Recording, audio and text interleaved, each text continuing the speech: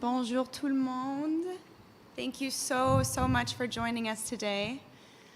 My name is Dominique Souris. I am the co-founder of Youth Climate Lab and work with the Climate Justice Just Transition Donor Collaborative. And it is a huge honor and privilege for me to be here and be moderating this incredible lineup of speakers. We are I don't even know what day it is, but we're a few days away from the end of the COP in a very unique situation where it feels like the energy and the momentum for fossil fuel phase out is palpable. It's incredible. We have a number of different options in the text and beyond. But so is the influence of the fossil fuel industry. 1 out of 30 people attending the COP is a fossil fuel lobbyist. That's 4 times more lobbyists at this COP than any other COP before.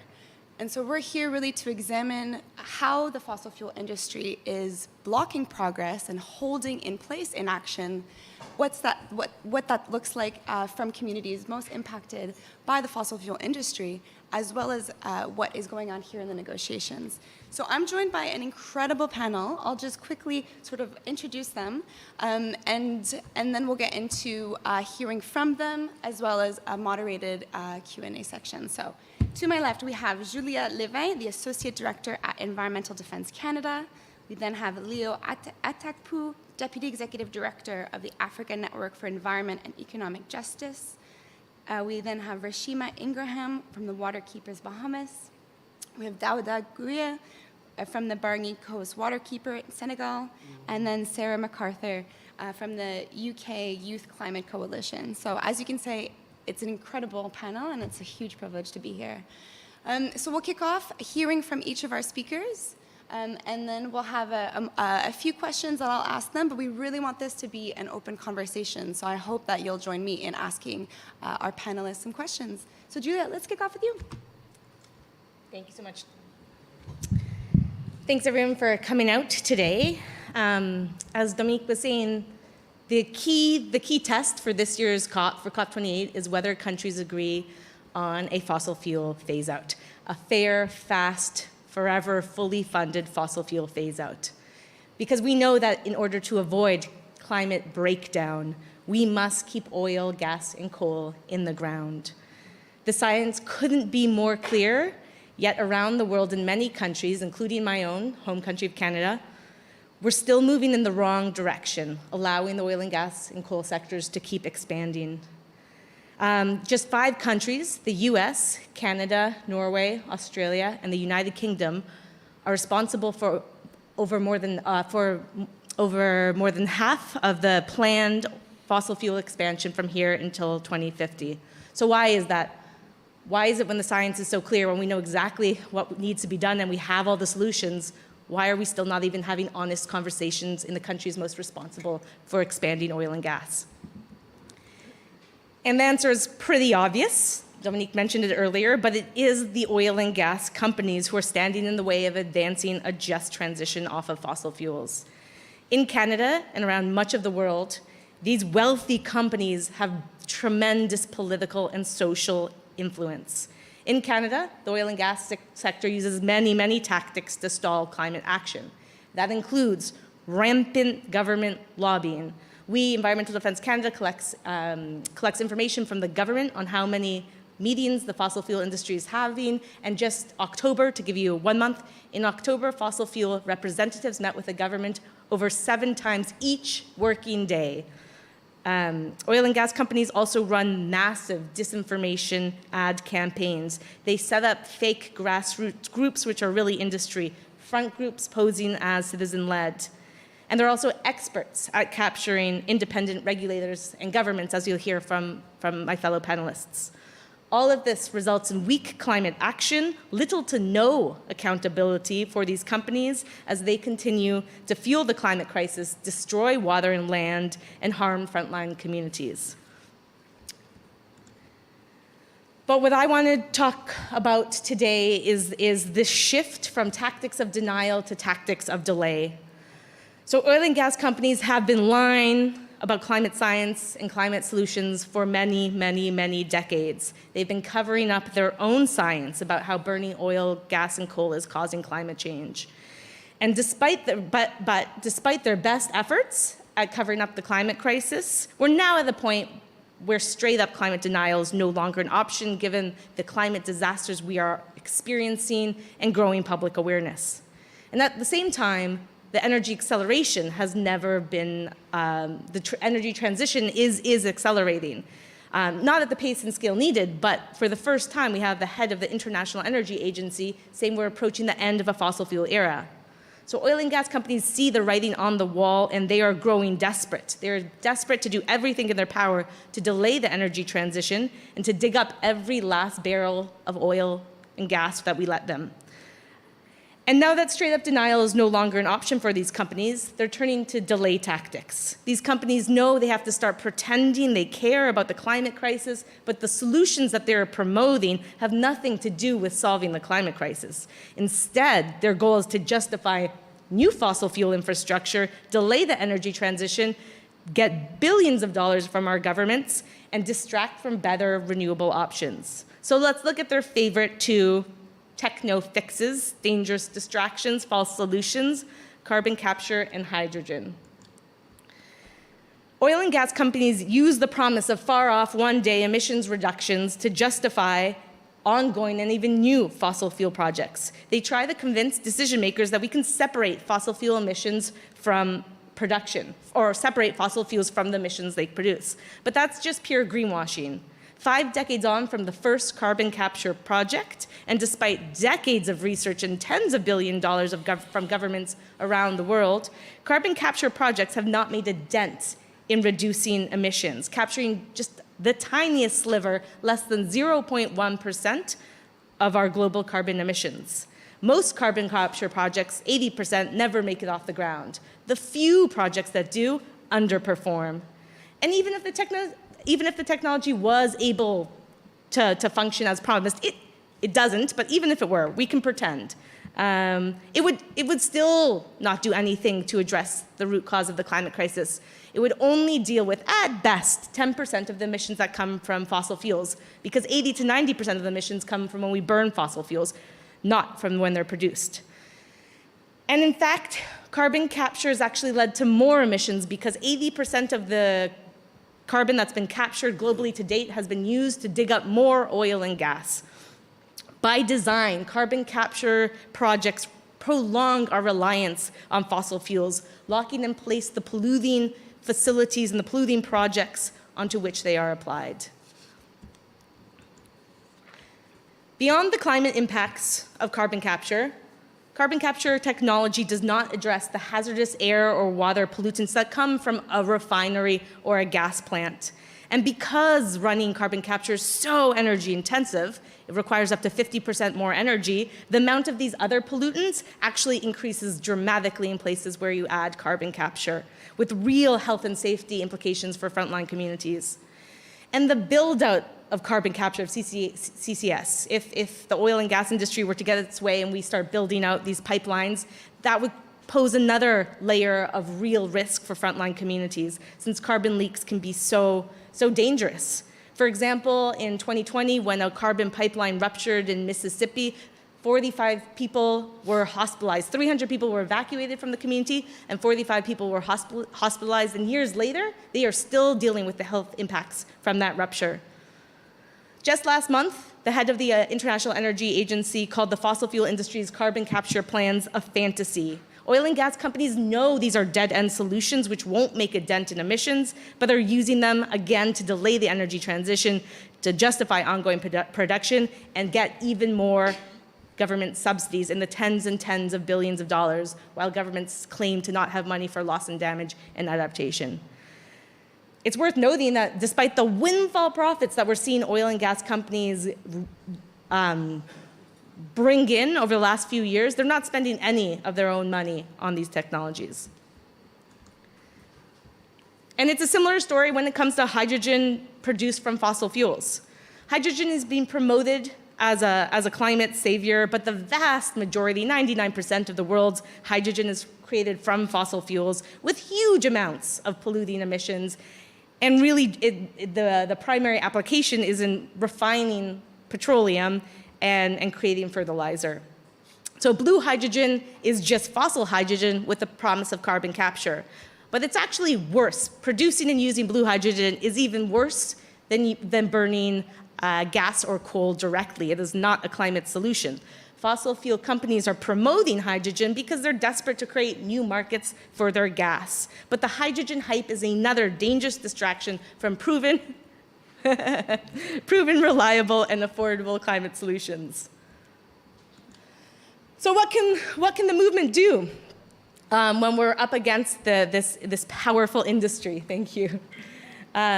So I wanted to share one of our tactics that we're trying out at Environmental Defence Canada to take on the social power of the fossil fuel sector. It's a campaign, we call it Climate Villains, where we name and shame the individuals, the people who are making the selfish decisions that are destroying the planet. We give them names and faces. These are all we've created kind of caricatures, but they are all people. They include the head of Shell Canada, the head of Irving Oil, the head of the Canadian Association of Petroleum Producers, the head of RBC. RBC is a Canadian bank that gives more money to fossil fuels than any other bank in the world. So we want to make it clear to people that the climate crisis is not just happening, it is being done to us, and these are the people doing it to us in order to erode their power.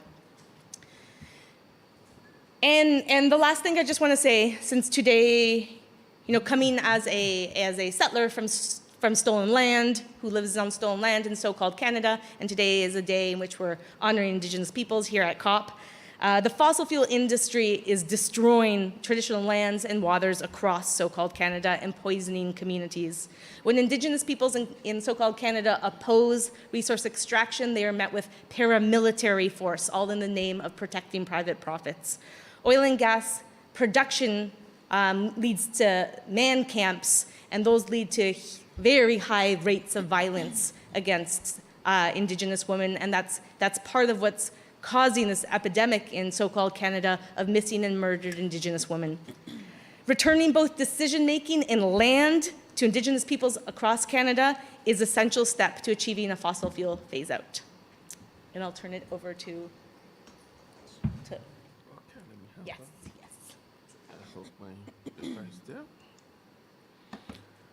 Thank you very much, Julia. Let me start by saying that Julia's presentation reflects the situation in Nigeria. That is, Nigeria is one country that is largely dependent on crude oil production to sustain the economy.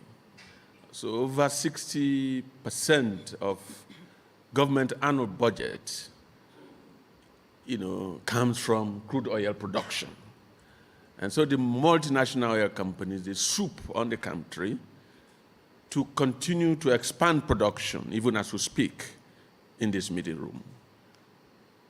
And for decades, they have operated with some kind of impunity that is not known anywhere else in the world.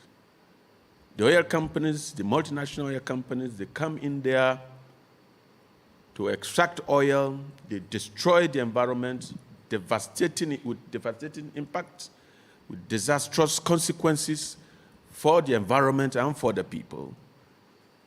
The spills that contaminate our communities in the Niger Delta, they contaminate our lands, our waterways, the air. And these are where our local communities rely on for food, for water. Yeah? And then the environmental activists, some of them that started non-violent campaigns, were grabbed by the state over trumped-up charges, working in connivance with the multinational oil companies, and they executed them.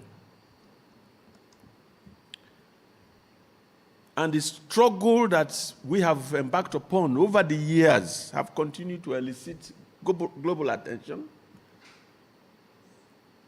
they talk about the cleanup of Ogoniland following the UNEP report. They came there, the UNEP came, they saw the devastation, they prepared the report, and the report recommended the cleanup of Ogoniland, even though the report is supposed to recommend the cleanup of the entire Niger Delta land that has been contaminated and destroyed over the years. But a particular community, because of the execution of the activists, they felt that, okay, let them, that's divide and rule tactics.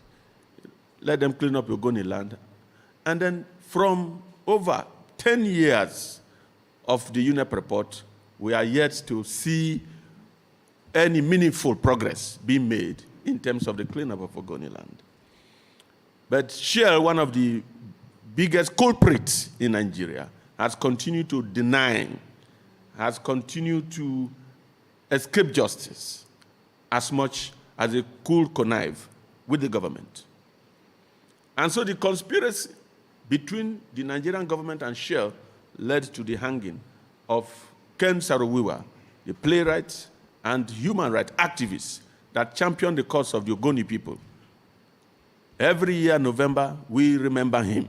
We keep remembering him and over 9 of his kinsmen that were gruesomely murdered by the government of Nigeria under the late Sani Abacha.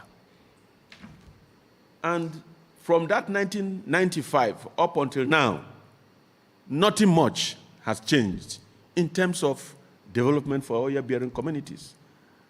And then the expansion of production continues unabated. Before now, oil extraction activities were focused on the southern part of the country, on the south-south, in the Niger Delta. But as we speak, the government, immediate past government of Buhari, and the present government, they are continuing oil extraction activities, oil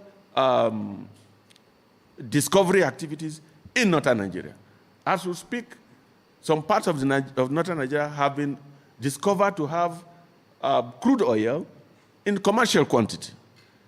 And they are going ahead in spite of the targets to reduce carbon emission, in spite of the target to reduce dependence on fossil fuel. In Nigeria, there is continued expansion of production of crude oil as a way of getting revenue for government and a way of getting huge profits for the oil companies. And government commitment and promises have remained without action. There's lack of accountability on the part of government. Government is not accountable to anybody. There's so much impunity on the part of government. And of course, the oil companies, they also derive some oxygen from the government to also carry on with the culture of impunity that they have come to discover in Nigeria. After 9 years of promises without proper action, the people of Ogoniland are sick of dirty drinking water. In fact, sometimes you go out in Port Harcourt. It's the main oil-producing city in Nigeria. You have black soot, yeah? You come to your car that you park outside in the city.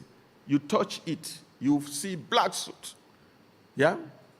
On your hand.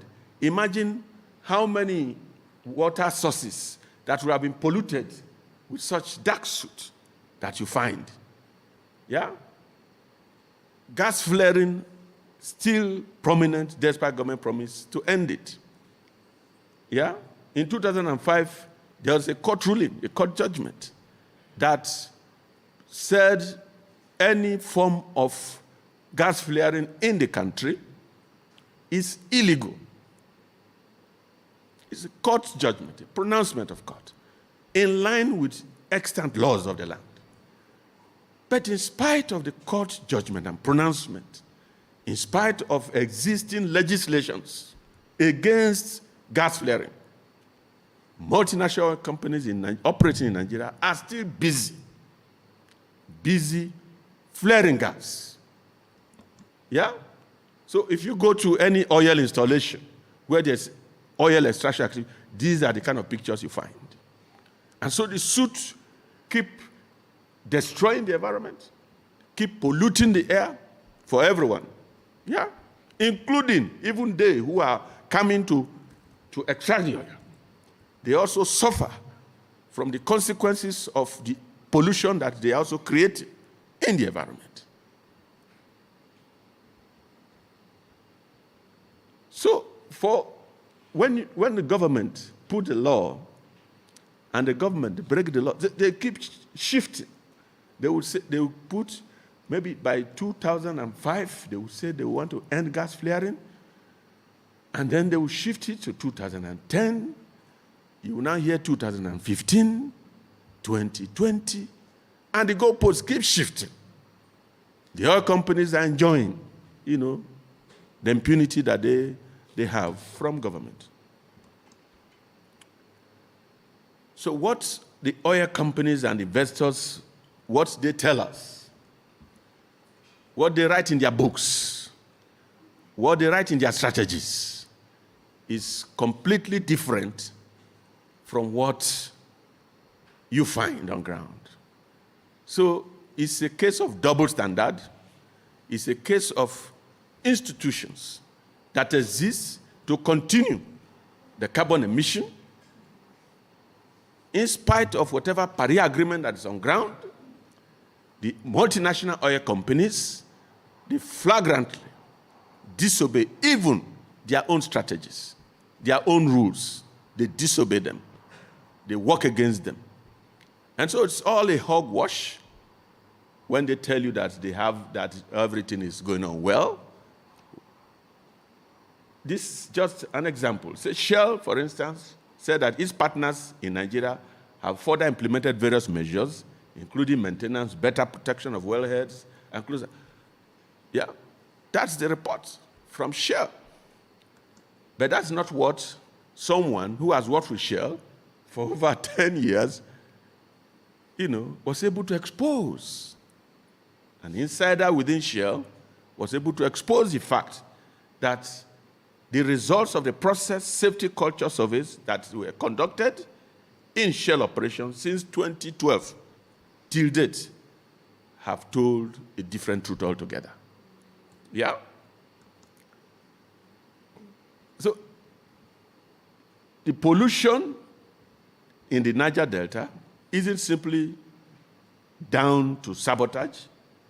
It is caused by willful neglect of your own equipment and assets in pursuit of profits, and very huge profits at that. Yeah? So you find that report. There is also investigation that has been carried out by some other agencies within the Niger Delta as to the kind of destruction of environment, that is being wreaked on the entire community, on the entire land, that goes unchallenged, as it were, because of the complicity of government working with the multinational oil companies. They see them as sacred cows. It is the Nigerian military that will protect the officials of multinational oil companies anywhere they go. So you dare not even for civil society, the space is also shrinking the further, because when you come even with your postcards or whatever, they could even open fire on defenseless, innocent, harmless protesters. That happens. Yeah? Oil companies are currently, moving from onshore, where perhaps communities have had cause to resist their destructive activities, to moving offshore. They believe that when they go offshore, you cannot come there to challenge them. And of course, they will have the protection of government to operate offshore. So that in itself, leaves the question, who will clean up your mess as you move offshore? Who do you expect to clean up your decades of destruction of the soil of the people, the waters of the people? Who will do that? for the multinational oil companies operating in Nigeria. We're asking them that question. Who will pay for your mess? And of course, the weak regulations are there. Nigeria's weak regulatory framework around oil spills infringe on the Sustainable Development Goals 13 to 15. And of course, the new reports find regulatory oversights. The Nigerian oil industry remain extremely weak. Yeah? We have our Petroleum Industry Act of 2022. The Act in itself provides for oil companies to contribute some 1% to support the communities for their, come back to their livelihoods, whatever. But that is just like a drop in the ocean of what is expected to do. And the community people, the ordinary people that bear the brunt, they really do not have a say when it comes to constitutional amendment, or lawmaking process in Nigeria. And as a result of all of these, my organization, the African Network for Environment and Economic Justice, galvanized a number of civil society organizations that are like-minded under the platform of the People's AGM, we call it.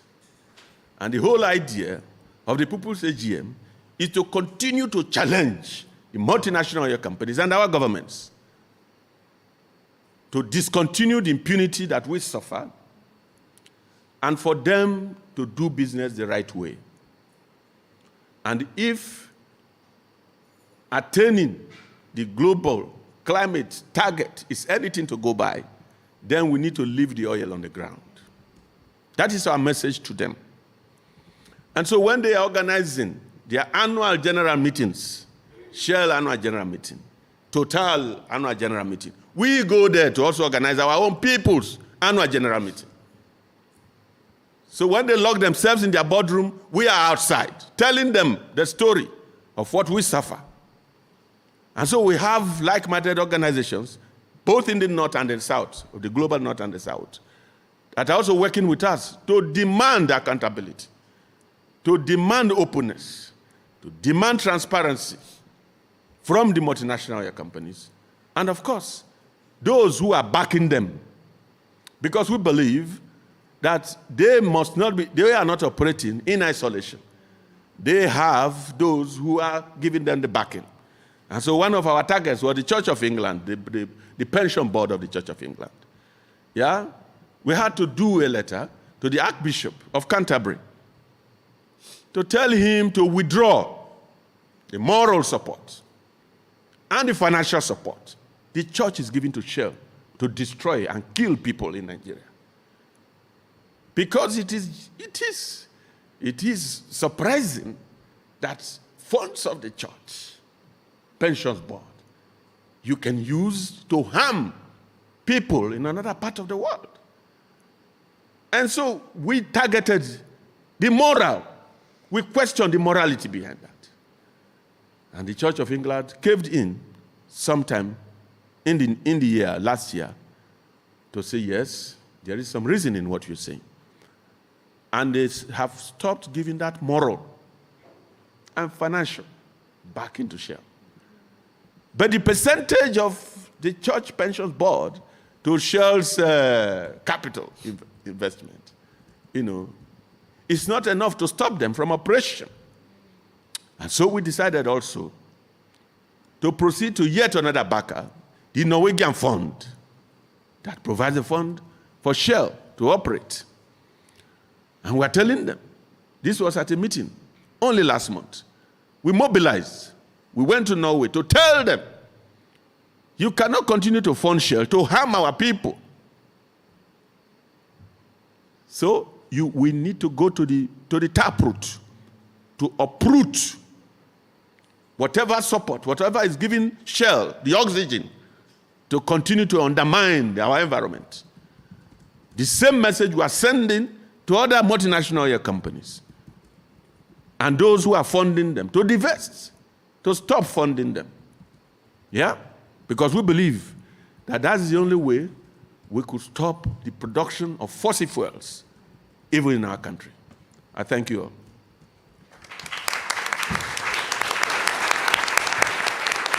Thank you. Thank you so much, Leo. And as we've just started from Canada to Nigeria, the fossil fuel industry is poisoning, is killing the land, is killing people. So thank you for exposing the ways in which they are holding on to power and the tactics that they're using. Rashima, let's hear from you and your work in the Bahamas. Yes, thank you, and thank you for the opportunity. So I'm going to throw a curveball at you right now because I'm sure many of you are trying to understand how is it that the Bahamas is at this table speaking about fossil fuels, especially because it may be known as a tourist destination where there are many beautiful dive sites, fishing flats, but we have also experienced climate change fueled hurricanes over the last decade that have intensified quite significantly. Hurricane Dorian being one of the historic hurricanes that had completely devastated the islands of Grand Bahama and Abaco. Just a second. And so I'm not only here to talk about the fact that we have experienced the impacts of what the fossil fuel industry is doing to the global community, but the fact that during COVID, when we were all locked away, civil society in the form of Waterkeepers Bahamas, a partner, BREEF, which is the Bahamas Reef Education, Environmental Education Foundation, and a US-based Waterkeeper Alliance, which Waterkeeper Bahamas is a member of, had to come together quickly because at that time we were faced with the threat of a UK registered company now moving in while it was quiet to begin an oil exploration in the Bahamas. So not only thinking about the fact that the Bahamas, like I said, is known for its dive sites, known for its fishing flats, known for its beautiful beaches, was now introducing the thought of exploration, which is something that we haven't been victims of hurricanes, haven't been victims of sea level rise, watching our beaches, watching our land go further and further into the sea, where at sea level or below sea level now entertaining the idea of an oil exploration.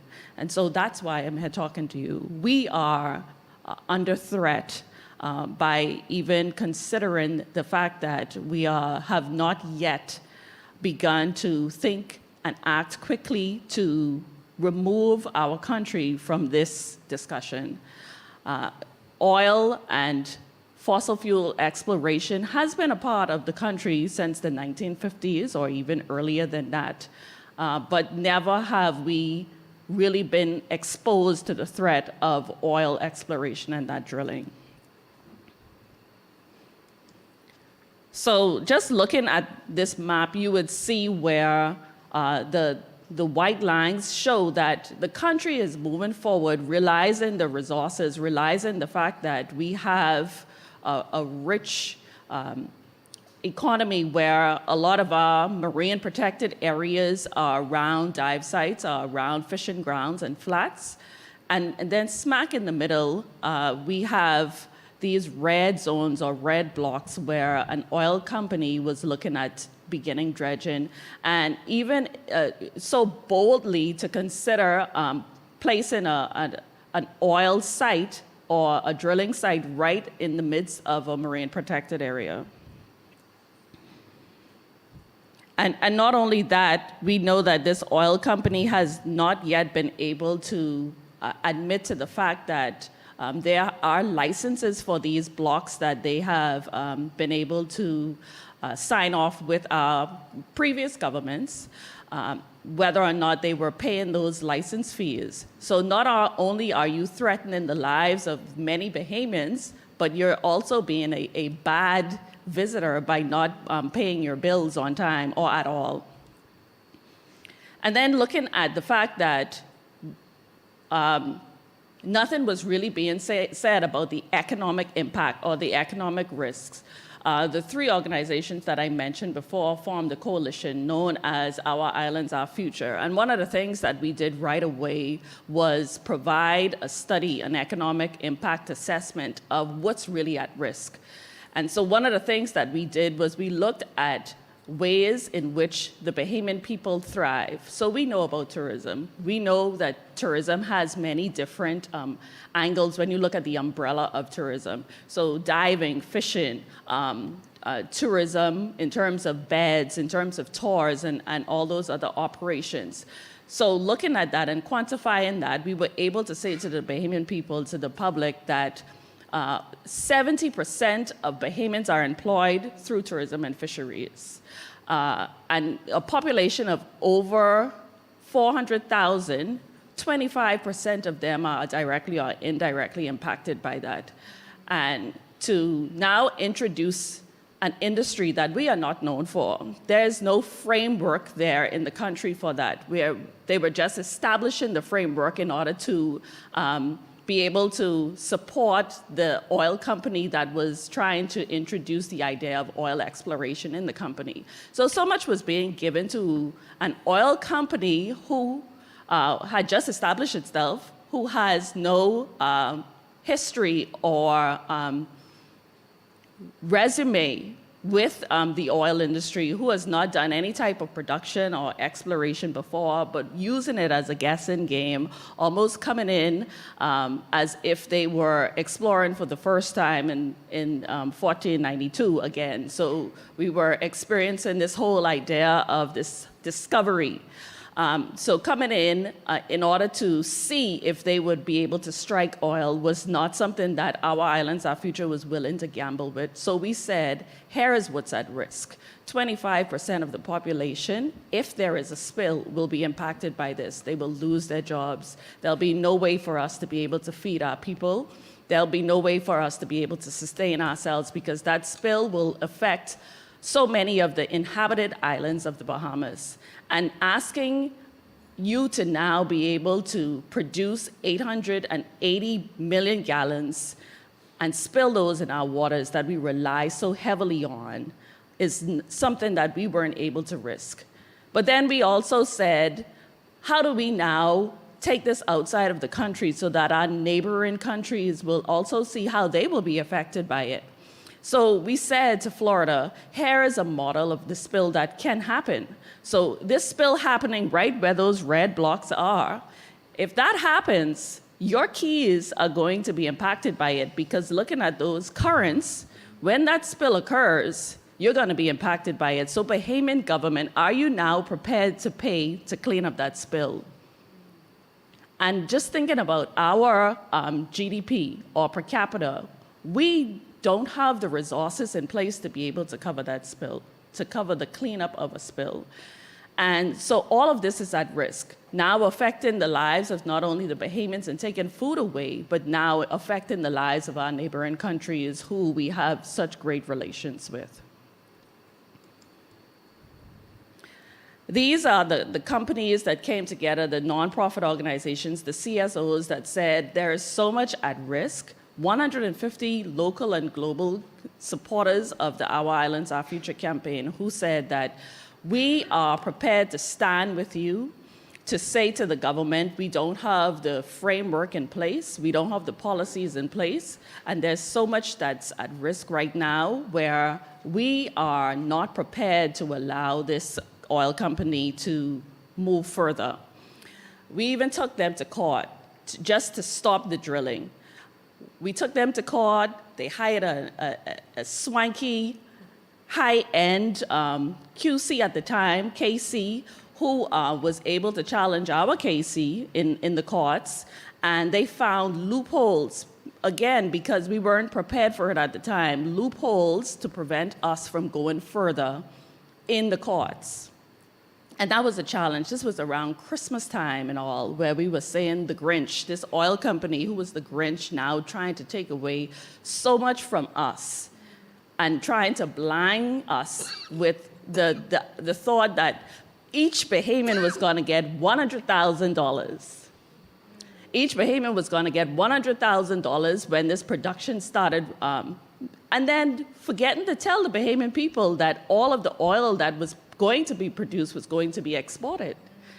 So we're exporting the oil from your already vulnerable state.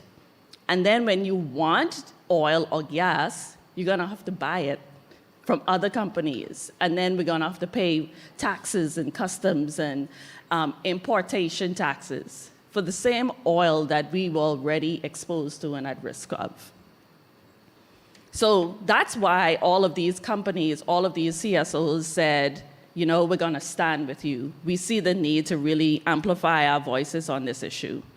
And then we said to the Prime Minister, not only in writing, by hand delivering in the old-fashioned way, printing letters and delivering them to their offices, but we formed an online petition that we still encourage people to sign even to this day. Help us to get our Prime Minister at the time to see why this is so important for us to put a moratorium on the existing licenses. And so as that was happening, as people were signing the petitions, as we were taking the oil company to court and trying to get a block on their exploration, we were getting people to sign a petition. We were on radio shows talking about the fact that this is not something that we wanted to do. We were doing as much as we can to amplify the voices, getting so many people from Florida to sign on with us, doing what we can. The oil companies were beginning to come at us, of course, threatening us, telling us as activists that we were unaware of the economic impact that this would have on the people of the Bahamas. Very classy indeed. But we still have this petition going because we have still not been able to get our governments, our leaders to move swiftly. And so they are very involved in public opinions. They like to hear what the public has to say so that when they're making their decisions based on what the public pressure was. And that's why this petition is so important. That's why we need to get as many numbers as possible, because if we have limited numbers of people saying that this is an issue, and many of the people who are on the radio shows daily talking about the fact that we're going to get $100,000, like your children are going to be straight, they're going to colleges, and poisoning the minds of the people who aren't exposed to the information before we were able to provide them with this information, then our governments will not be able to move. They won't move because they will see that the public is not concerned with this. And they're only thinking about their 5-year campaign. They're only thinking about the fact that 5 years from now, I want to be elected again. So if this is not an issue for the general population, for the majority of that population, we're not going to move on it. So we wrote to them. We wrote to the Prime Minister. We wrote to the Attorney General. And in particular, we wrote to the Attorney General because we wanted the Attorney General to provide us with the information of the licenses. Were these licenses, were these leases paid for? Were they being audited regularly? Was this company being accountable? Was this company being very transparent? And the reason why we had to do it in this way was because our country at the time had a Freedom of Information Act in place. But there were many parts or sections of the act that were not in effect. So although we have the act on the books, there was nothing that we could do in terms of pressuring the government to be transparent about some of these business deals. And so a lot of the information was not available to the public because there was no legislation to allow for them to be transparent. I will tell you though, because we were putting so many letters to the government, pressuring the government to enforce the Freedom of Information Act, we saw where they thought they were doing us a favor by at least appointing a director, appointing the commissioner and the deputy commissioner of the Freedom of Information Unit. So for them, that was a victory. But we kept pushing them. We kept pushing them to say that this oil industry, although they were about to drill, although they were getting ready to drill because they blocked our legal matter, where we weren't able to pursue the legal action anymore, which allowed them to then continue on with their drilling.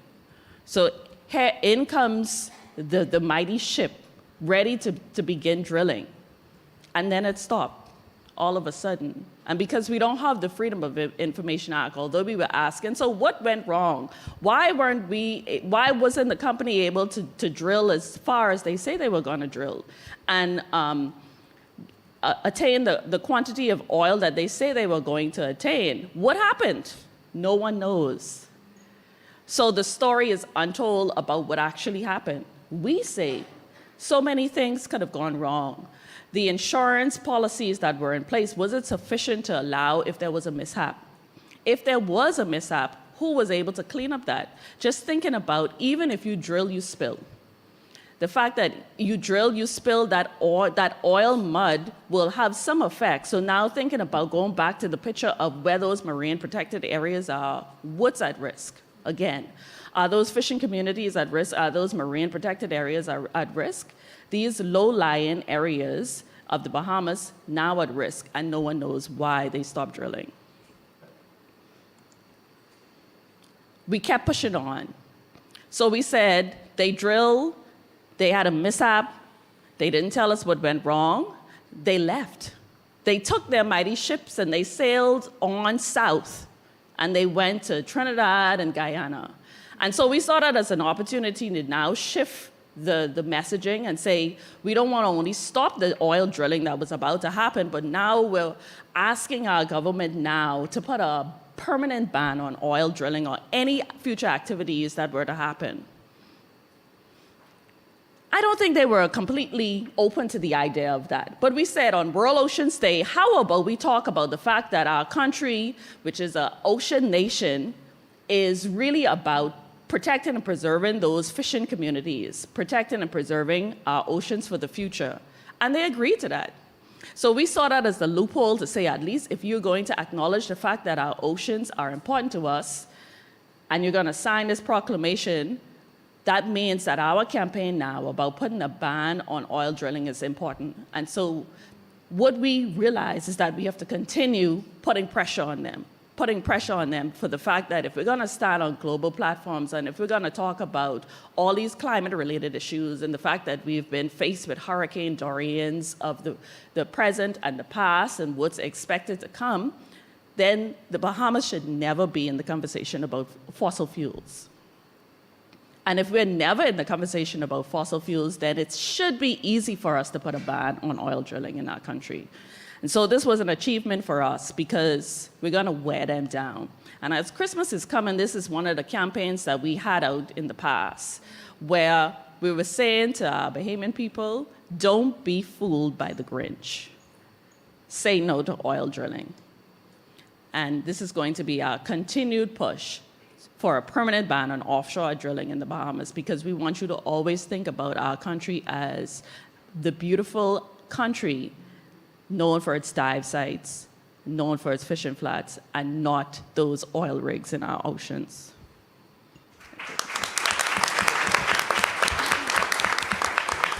Thank you. Thank you so much. It's critical to hear the perspective from the Bahamas and Swan Island states in this conversation, and the power of people-powered movements in challenging the lying, in putting that pressure. So thank you so much for sharing your experiences. Dauda, let's hear from you. Yes, I come. You make?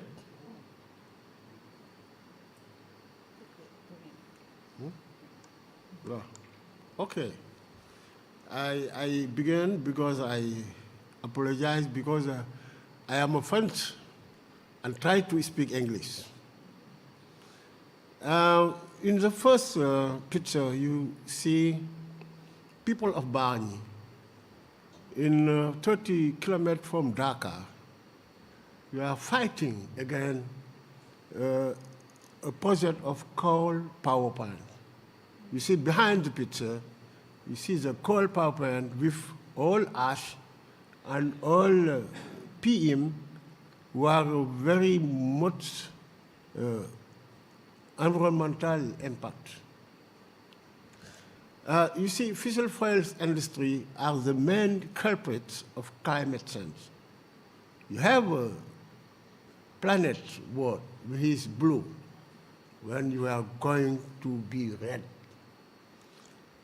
And day after day, you realize 142 million tons of our planet warming pollutants into our thin atmosphere, as it will wear an open sewer. In 2022, global primary energy consumption reached a new record. Global primary energy consumption has increased driven by increased production of coal, oil, and gas. It's not the engagement of people by Paris Agreement.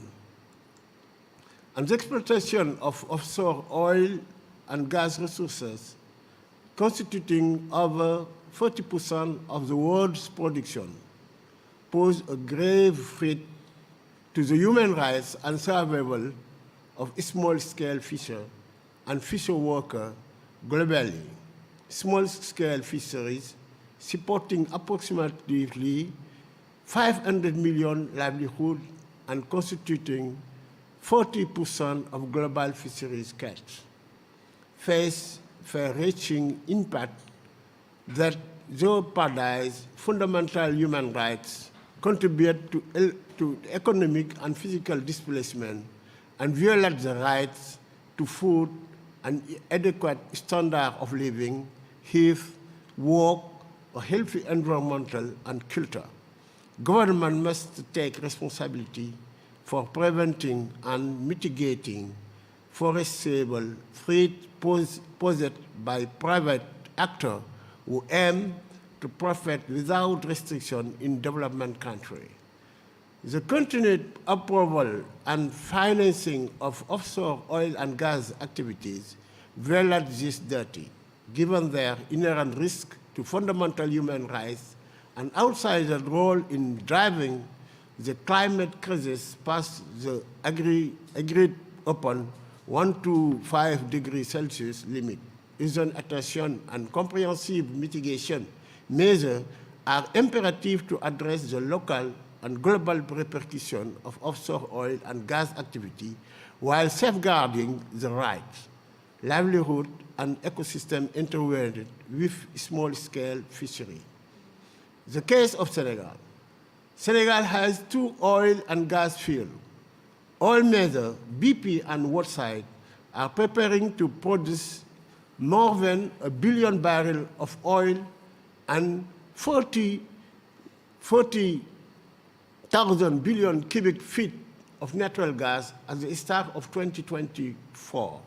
Together, they two fields have the potential to realize 1,642 billion tons of CO2 into the atmosphere, or more than 11 times Senegalese total carbon footprint over the past of 20 years.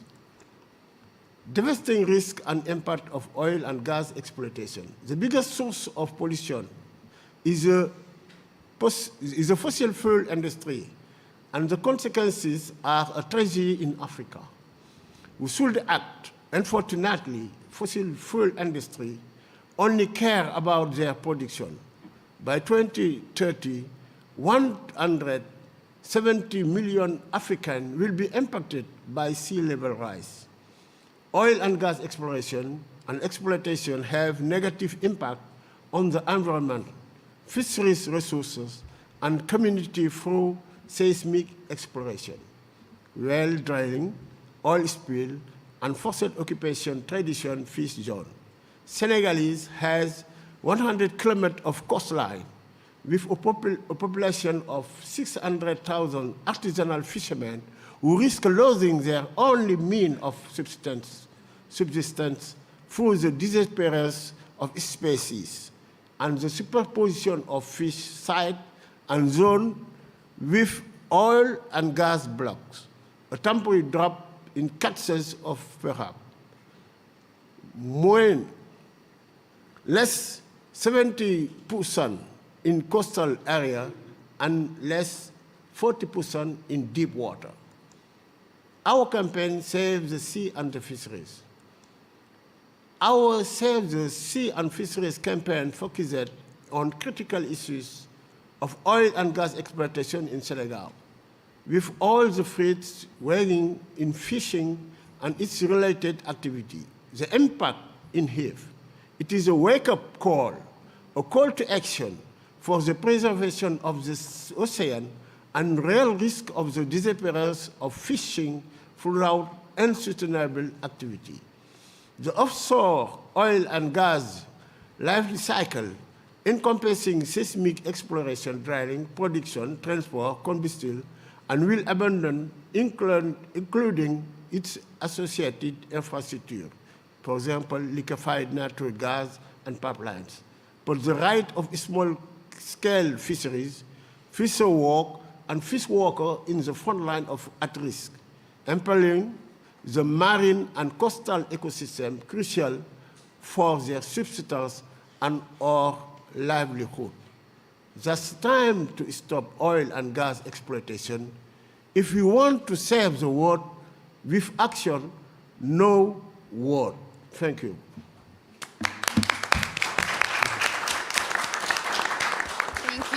Thank you so much. And I think what is very clear is that communities are taking all the risks, all the harms for the fossil fuel industry to be making record profits, as well as how similar the tactics from Canada to Nigeria to Senegal in terms of government control and hold on, but also lobbying. And when we think about where we are here at COP28, again, we mentioned there are 4 times more fossil fuel lobbyists than any other COPs before.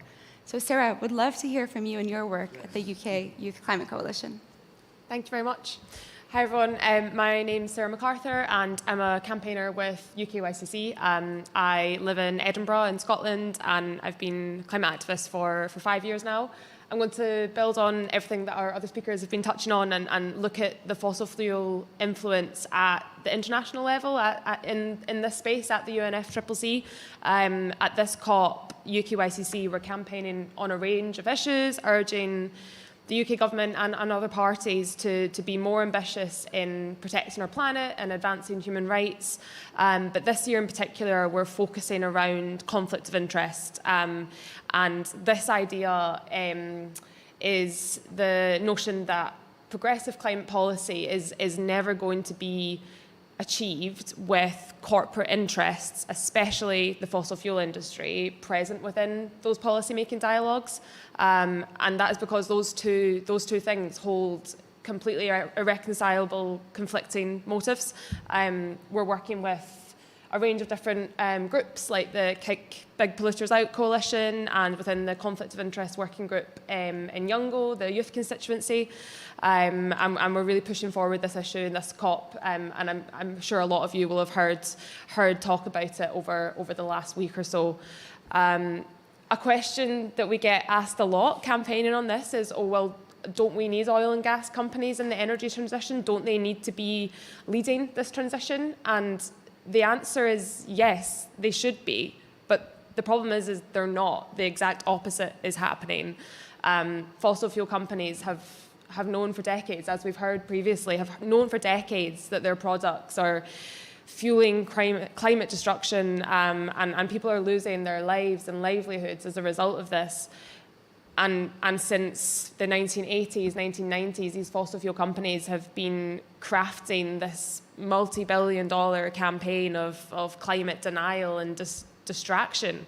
They've been confusing the public and policymakers about climate change and what the solutions are. And the campaign continues today in a slightly different form, in the form of greenwashing. You go on the website of any big fossil fuel company, and you'll see pictures of wind farms and electric vehicles, and any adverts that you see on TV or billboards will be telling you about the renewable energy that they're investing in and the renewable energy strategy. And I've been at several events here actually at COP where false solutions like carbon capture and storage and solar radiation are being peddled as a silver bullet to the climate crisis, and that's just not true. The solution to the climate crisis in terms of the energy transition is moving towards a cleaner, renewable energy system. And what you don't see on any of these adverts is the bumper profits that these companies have been making from the price of oil, especially skyrocketing over the last year or so. These companies are actually rolling back their climate targets and doubling down on oil and gas extraction in the face of this. They've decided that they can see that that's where the profits currently lie, and the shareholders are lining their pockets whilst ordinary people, especially in the UK where I'm from, we've been seeing it firsthand, are paying energy bills that are 3-4 times higher than a few years ago. And the fossil fuel industry have invested a combined $160 billion into exploration for new fossil fuel reserves since 2020. And that is in direct contradiction to what the International Energy Agency has said, that we can have no new oil and gas if we want to hit that 1.5 degree warming maximum. And people say that the fossil fuel industry are needed to lead the shift to renewable energy. But if they're so important, why are we seeing renewable energy expansion booming? We're seeing government targets being outpaced in many countries, and only 1% of global investment in renewable energy comes from the fossil fuel industry. And so their business models to maximize profits from fossil fuels are in direct contradiction with the goals of the Paris Agreement. But they also pose a threat to the legitimacy and the effectiveness of the UNFCCC, which is what I'm going to turn to now. The UNFCCC, it remains completely exposed to those who seek to undermine it. There are very few safeguards in place around who can access the negotiating rooms, who can access the blue zone. And this means that fossil fuel companies in particular have been able to undermine the process for years. The CEO of a prominent oil and gas company has actually even openly boasted about how they were influencing the Paris Agreement. And the largest 5 fossil fuel companies have spent $200 million per year since the Paris Agreement was reached back in 2015. And they've spent that money on lobbying to control and delay and block the implications of that agreement. So how can we expect to see the urgent climate action that we so desperately need be decided in these halls when there are those who seek to undermine the process and will happily tell you about how they've done it here as well? And we want to see a corporate accountability framework implemented by the UNFCCC in which those corporations who are not showing a serious allocation of resources towards an energy transition are just not permitted to participate or enter the halls of COP. And that really should be a bare minimum, we think. We heard last year that due to some fantastic research from the Kick Big Polluters Out Coalition, that we have around 2,500 fossil fuel lobbyists here at COP28. And I don't see it as a coincidence that is at the same time as conversations around phase out of fossil fuels is reaching its critical point. But this does give more legitimacy to calls from civil society to kick polluters out of these climate talks. It's been all over the news like never before. People are angry that these companies are making billions of pounds and billions of dollars in profits at the expense of people's lives and livelihoods and the future of this planet. I've got friends, family, colleagues at home who all understand the blatant contradiction of fossil fuel companies being here and being in the room where climate action is supposed to be made and be ambitious and be delivered. At the intersessionals this year in Bonn, we, UKYCC, worked with a coalition of groups to put pressure on the Secretariat on this exact issue, and we did secure a really long overdue victory, which, following the observer review process, which some of you might be familiar with, it means that everyone that came into the Blue Zone, which includes everyone in this room today, were asked to declare your organisational affiliation, and that is the first step of many that are needed towards a more transparent and accountability framework that we need to curb the fossil fuel influence at COP.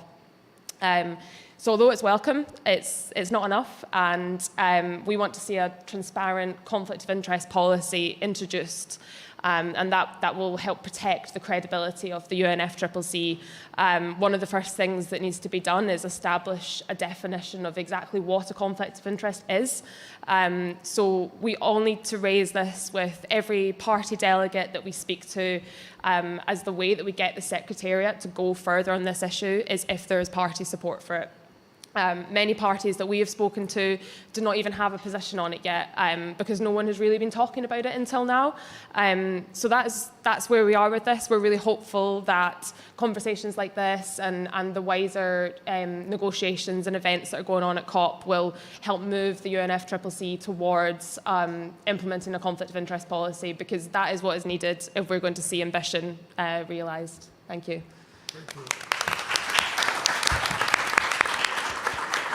Thank you. Thank you so much. And when you think about the conflict of interest policy as a sort of, like you said, it's a starting point, it's what we need.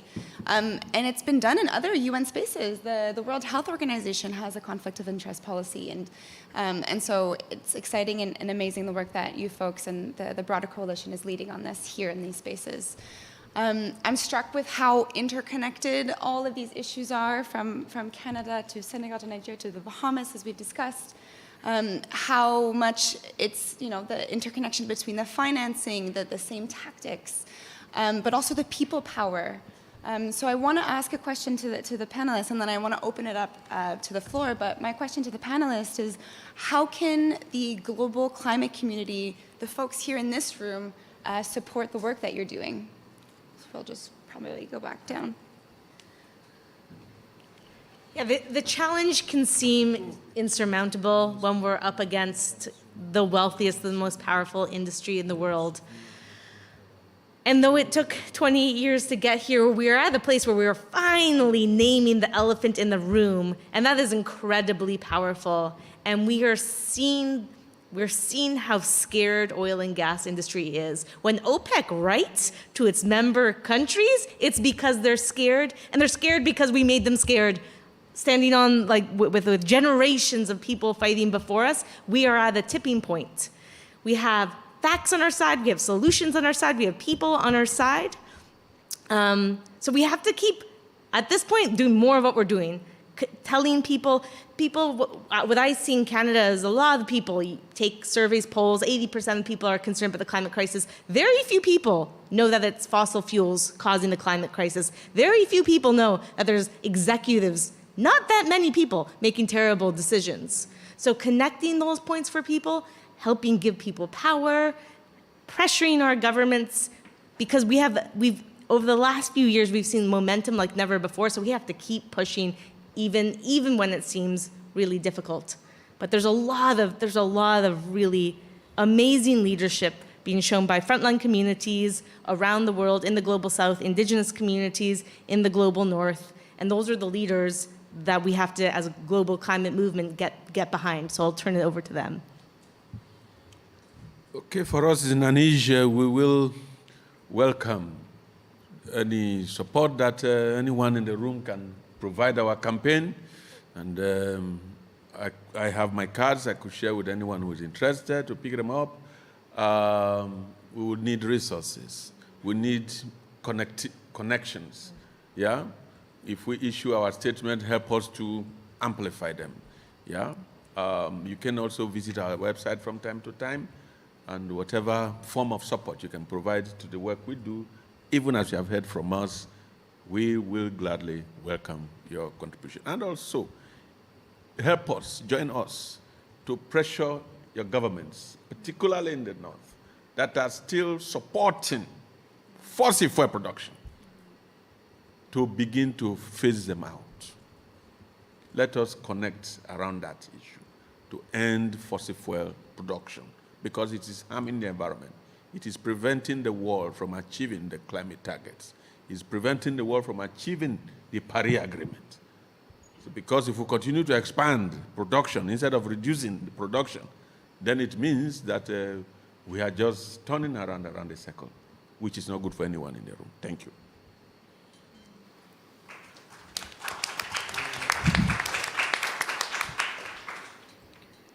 I think we need to stand strong and together about changing the message too. One of the things that I know as we were building our campaign, listening to was the fact that climate change is going to happen. And we go through these ages where, the environment shifts. But we're at a climate emergency now where we're helping these ages to transition from one to the next, where people are now dying, lands are being taken away, oceans are washing over our lands where people live. And that's scary now because we see it going underwater. We see where we're not doing enough. We see where we're supporting these industries because they've been around to, provide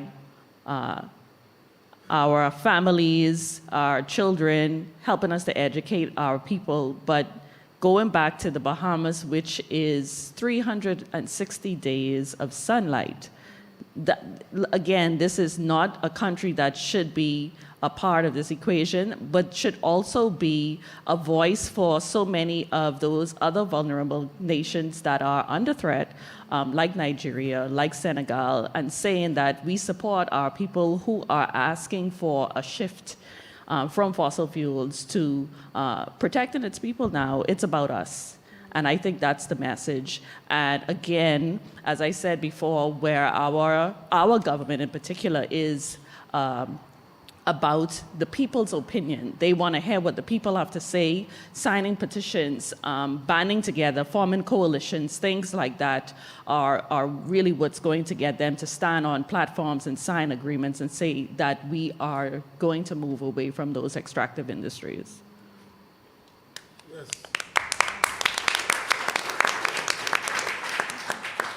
Je vais parler français, j'ai un traducteur à côté de moi. Donc,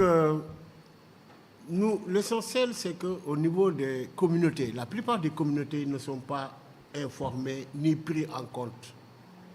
Dans tous les projets d'exploitation des énergies fossiles, que ce soit le charbon, que ce soit le pétrole ou le gaz, les communautés, malheureusement, on a pris leurs terres, on a pris leurs moyens de subsistance, on a pris le système de travail traditionnel, à tel point qu'ils n'ont pas de décision.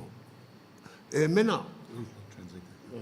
So the problem is that communities are just not informed, that in all these fossil fuel projects, they have been denied, their land and their resources, and they don't have access to information.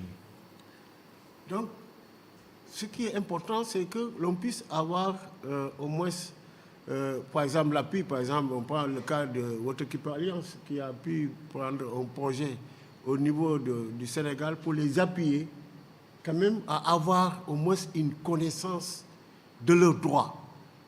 Il faudrait quand même que, par exemple, pour aider les communautés, qu'on puisse leur donner les moyens, le renforcement de capacité pour qu'ils puissent au moins défendre leurs droits pour dire non. Malheureusement, c'est ce qui n'est pas fait au niveau de ces pays comme le Sénégal, qui, par exemple, le gouvernement prend des décisions sans pourtant prendre part de la responsabilité des communautés, même de leur santé ou même de leur droit à un environnement sain. So he appreciates the fact that the Waterkeeper Alliance has launched this project to inform the communities about their rights, because the Senegalese government is not doing that and is not informing them and allowing them to exercise their rights. Donc ce qui est important, c'est que l'on puisse aller vers, disons, une coalition de la société civile, une coalition des ONG, pour pouvoir maintenant aller vers un système stratégique, c'est-à-dire il faut parler plutôt de région, pas plutôt que de pays, pour pouvoir vraiment aller dans le sens que l'on puisse avoir au moins le droit à un environnement sain. Mais pour cela aussi, il faut des moyens financiers, mais aussi il faut des moyens juridiques et techniques qui permettent, par exemple, à ce que l'on puisse aller vers un combat qui va aller, soit la plupart du temps, le combat ne va pas vers la victoire des communautés, mais c'est plutôt les États qui vont aller, pour des économies, aller sacrifier une communauté qui n'ont plus le droit à dire non. Donc il faudrait quand même que qu'on puisse avoir une coalition de toutes ces organisations pour pouvoir prendre des décisions pour aider les communautés à aller vers le sens d'un développement. On parle vraiment d'un développement, mais malheureusement aujourd'hui, on ne parle plus de développement, mais on parle plutôt d'opportunité. Parce que les sociétés étrangères sont en train d'exploiter tout le système sans pourtant que l'on puisse vraiment tenir compte du développement à la base. I'll try to capture all that. He's really calling for a coalition of NGOs to work together because that is what is needed because clearly governments are only looking for economic development and opportunities and victory is not going to come to us. We have to fight for it. C'est ça. Donc c'est l'exemple du ZPI, par exemple, qui est un projet qui a été signé par l'Afrique du Sud et en même temps le Sénégal. Mais ce ZPI-là, il n'y a aucune connaissance. C'est-à-dire l'État a presque mis un blackout pour que les communautés ne puissent pas avoir des décisions. Est-ce que ce ZPI-là va vers une transition énergétique? Ce n'est pas le cas. C'est peut-être une nouvelle colonisation à tel point que les populations ne vont pas combattre vers une vraie transition énergétique juste et équitable. Merci. So Senegal and also in South Africa, he sees that there's literally a blackout on information, and so people have no way of really knowing whether we are going towards an energy transition or not. Okay, thank you.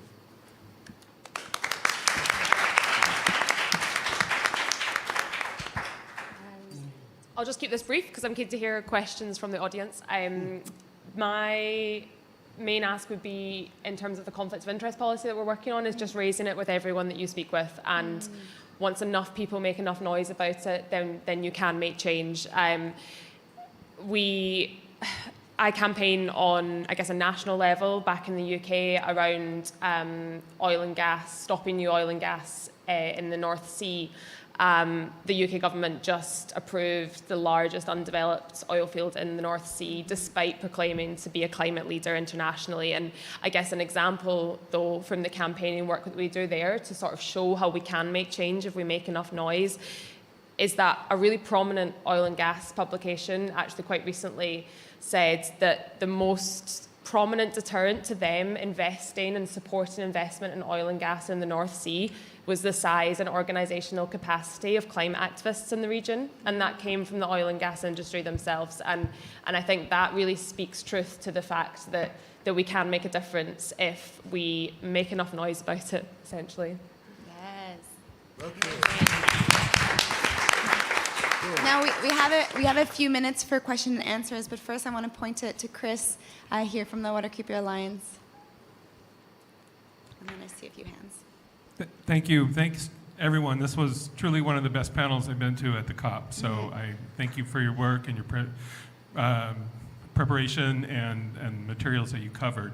I'm Chris Wilkie from Waterkeeper Alliance, and I have the distinct pleasure of working with Rashima Ingram with Our Islands, Our Future, and Dauda Gay with Sauver la Mer et la Pêche. And I just want to make a couple comments, and you can feel free to pick it up. But all the discussion about fossil fuels at this COP gaining momentum but missing from previous dialogues, it's really crucial to make the point that the current fossil fuels in production today are well enough to carry us past 1.5. Where the oil is already flowing, where the gas is already flowing. In fact, they're saying that 40% of proven fossil fuel reserves actually have to stay in the ground in order for us to stay at 1.5, and that we will be approaching 2.0. And yet, in the Bahamas and in Senegal and in northern Canada, they are still expanding. And in many other places around the world, Brazil, Guyana, too many places around the world. And one only has to talk to Leo to find out about what those impacts will be to every one of those communities.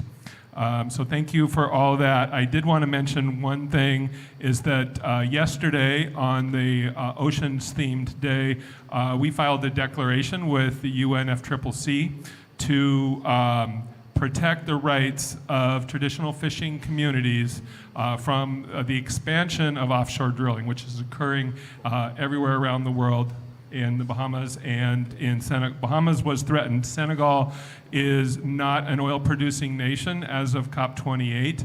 They will be by COP29. The infrastructure is already going in place. As you heard, it's BP, Total, Woodside Energy. So I brought, in order to save paper, 3 copies of our declaration. If you want one, I don't want to carry them home with me, and I would be happy to link you, anyone else, to the digital copy. And feel free to comment. Thank you. Thank you, Chris. I saw a hand there, and then I'll take one from this room after, on this side. Go for it. The man at the back here. Thank you for a great panel. I'm Asim Zia, Professor of Public Policy at University of Vermont. I think just to move forward the conversation, a lot of great solutions were presented that kind of align with whether it's the problem at the source or whether it's the sink and the impacts from the sinks back to the people. So I was wondering to what extent are you thinking about a comprehensive declaration to call fossil fuel companies as climate criminals? And kind of because it's not just the question is about not the knowledge of the harm that they're doing, it's also intent to harm the people, the nature, and all the other future generations as well. And we have declared knowledge now from the IPCC assessments that the harm that has been done and the damages that are coming. So I was wondering, I'm curious to hear your perspectives about to what extent would you be supportive of a move towards declaring fossil fuel companies as climate criminals? Thank you very much. Thank you. Maybe if you can pass on to the young woman here in the mask. Thank you. Just have a few minutes. I know there's lots of questions. Thank you. Thank you so much for this panel. I learned a lot, and thank you for sharing these important stories about how the fossil fuel industry exploits and harms marginalized communities. So I'm from the US, and I'm an organizer, and I have been working on a divestment campaign at my university, a fossil fuel divestment campaign for the past 2.5 years. And so I guess I just wanted to ask, talked a little bit about banks taking money out of the fossil fuel industry. What tactics do you think are most effective to stopping the flow of finance to the fossil fuel industry? Amazing. I think that's all we have time for questions, so I'll let the panelists answer. And then for those who have extra questions, you can go talk to the panelists yourselves.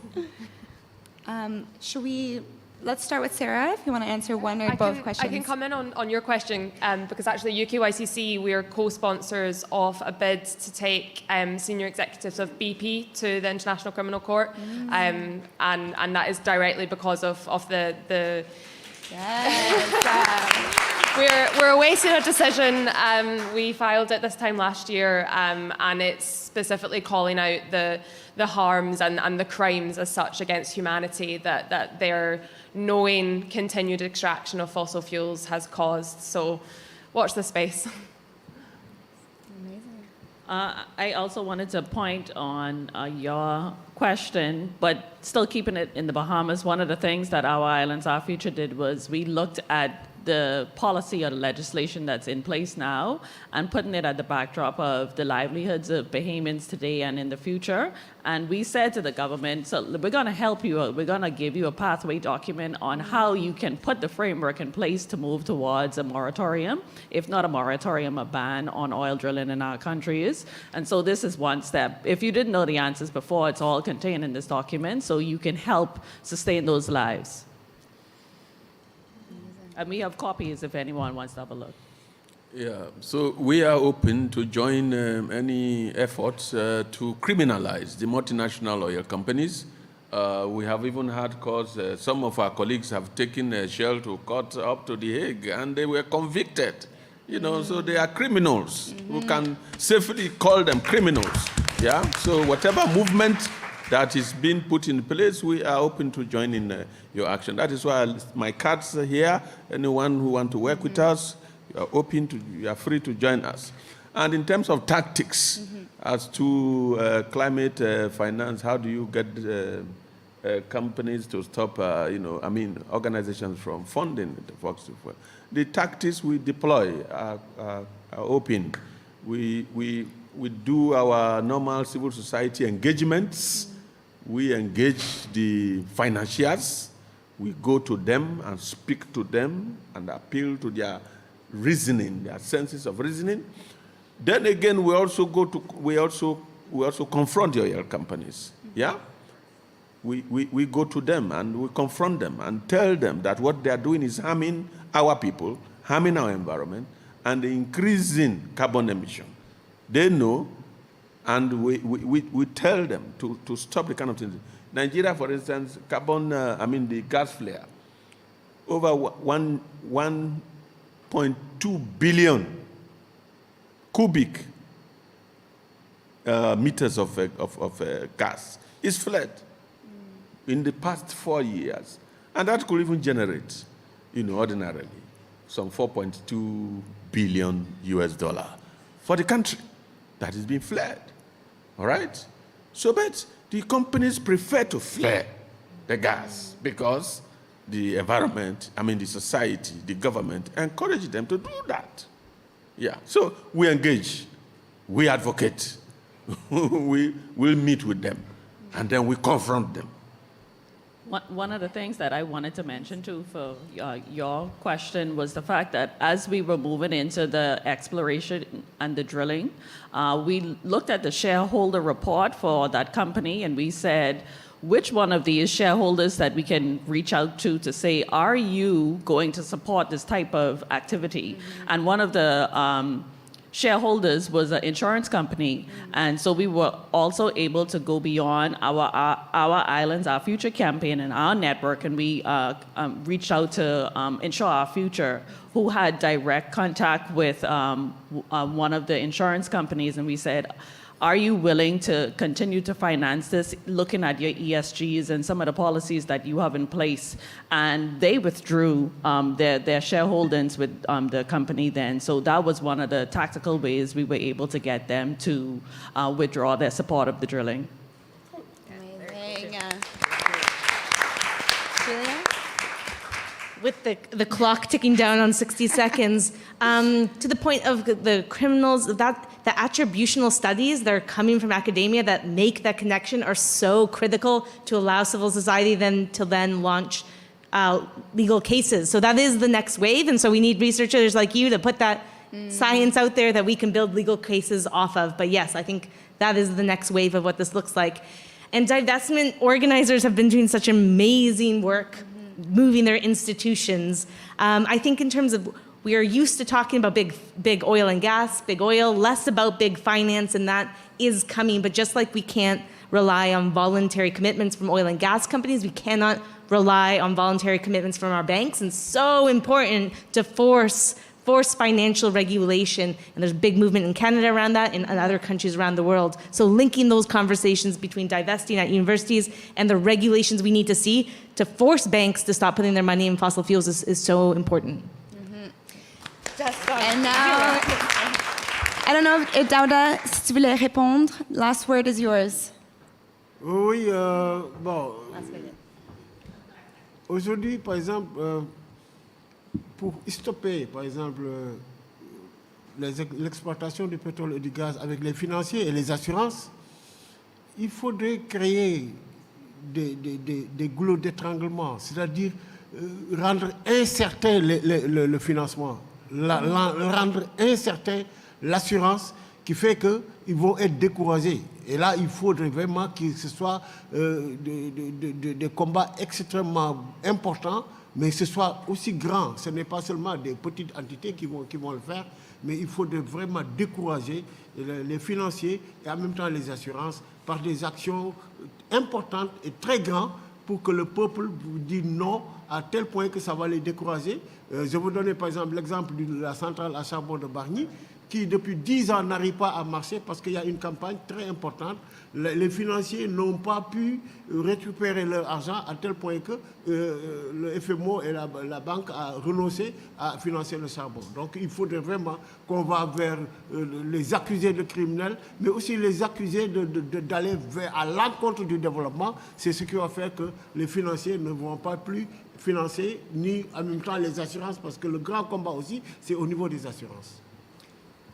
So, in order to prevent banks and insurance companies from supporting the oil and gas industry, we need to create bottlenecks. And it has to be done on a very large scale. And he gave the example in Senegal of a coal plant that has not been unable to operate for the past 10 years because of the difficulty of getting it started due to the action of the against it, and finally the bank that was willing to finance the project pulled out. Great. Thank you so much for this incredible panel, and please come talk to the panelists for more details on their work. Thanks so much, Dominique.